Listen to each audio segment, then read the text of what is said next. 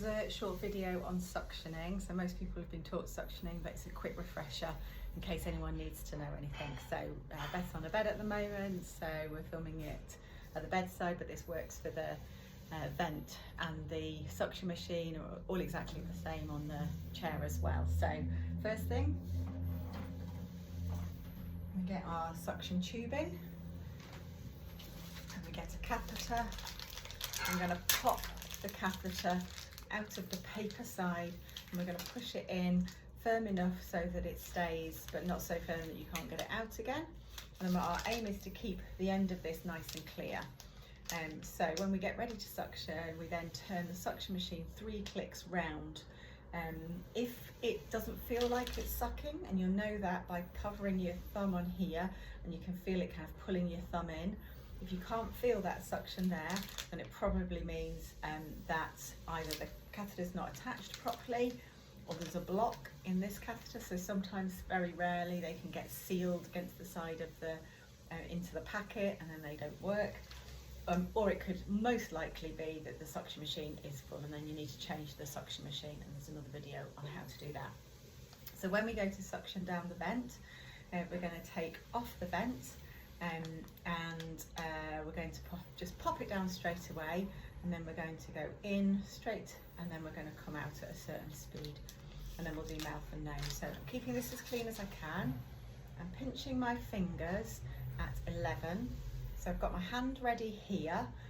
I'm right-handed, so I've got my left hand, my non-dominant hand on the catheter end, and I'm just going to pop that 11 between my fingers, so I'm ready to pick it up at exactly the right place. It's really important you do go as deep as that, and your fingers go all the way to the edge of the where the trachea actually is, because otherwise that's only getting the suction less deep than that. So turn 3 clicks to turn the machine on. Now I'm going to use my right hand, because it's my dominant hand, to take off the vent. I'm going to swap this to my dominant hand. I'm going to go down, back up, swap back, and put the vent back on. Okay, so I've got it at 11. I'm going to unattach, straight across, down, and then back up. Vent straight back on again. So that is suctioning. Just going to turn it off for a minute, but that is suctioning in the trachea. We're going to do mouth and nose in a minute as well.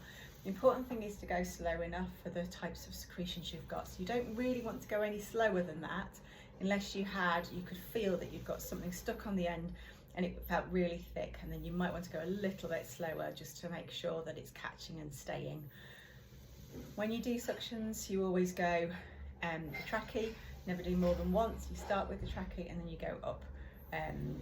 So then the mouth will be next, and then onto the nose. So you don't need to stick your fingers at 10 anymore. You're going to use the catheter to kind of go around Beth's mouth and make sure that all the bubbles are out.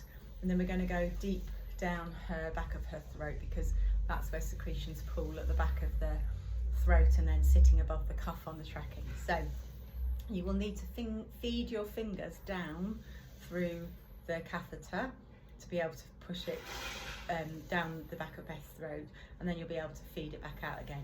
If you try controlling something from a long distance, you won't have enough control over it. So this is where it is okay to start a bit closer and then move your fingers along the catheter to go as far as you need to go. Same kind of principle, you go down and you come back nice and slowly. You shouldn't have any jabby movements like this. You should have nice gentle movements, moving it around, and you can swish very gently. So no jabbing, just swishing. Let's do that now.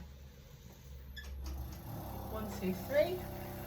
So sometimes, depending on,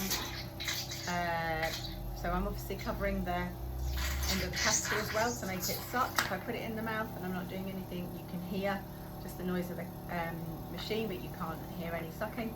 Cover it.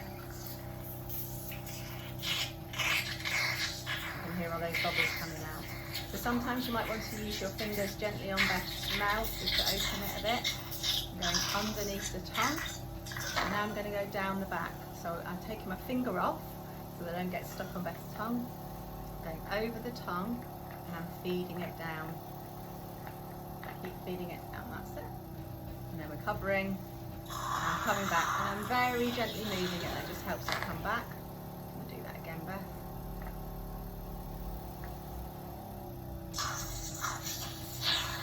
When you don't think you get anything, you can move on. So I'm going to go onto the nose next. We always start with the left hand nostril, because the right hand's got a little bit of scarring in it. So start with the left hand. Although your nose goes up, your base, your nasal cavity is sitting behind. So you're going at this kind of angle, not straight up like that. So if you hit something, it's probably that you've not found the right hole and you found a little bit of boniness. So right at the start of this suction, you can hear and see that there's some snot moving, but actually there's a lot more sat behind that. So I'm going to keep feeding that down as far as it's going, and then I'm slowly coming back. Because I know that there's quite a bit there, I'm going to go up and down a few times. It's more comfortable if you don't come in and out all the time, so kind of just move a little bit where you are. That's it. I'll do the other side now then. And again, I've moved a bit closer to the end so I can control that movement, and then feeding it down, covering over the catheter and coming back. Because you've done this one first, there's unlikely to be much at the end for you to catch. So turn off. I'm going to tidy away. It doesn't matter how you do this. Some people do something like that, put the ends in. Some people just wrap it into a ball, as long as it's tidied away straight into the bin. If you're on the chair, there's a bin bag, a bag with trees on it that covers up. If you are at the bedside, you've got some water. You don't need to do it every time necessarily, but you can turn the the suction machine on and suck some water to make sure that you've kind of cleared it all out.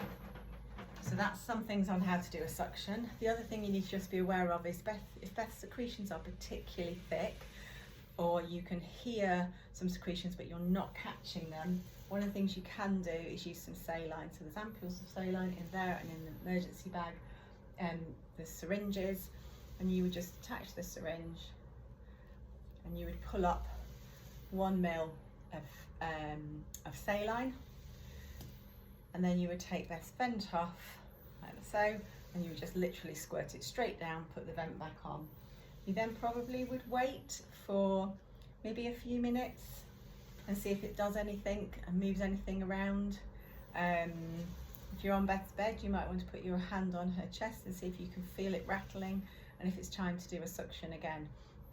If you can't get a secretion, don't just keep doing suctions, because all you're doing is taking air out of Beth's lungs. You need to change something to see if you can get that secretion. So saline is one thing you can do. If you feel you're really struggling to get secretions and you're at home, you could come back to the bedside. You don't have to get on the bed, but you come back to the bedside and use the cough assist again to just move some of those secretions and give Beth a big cough. But those are a few things on how to do suctioning. All right.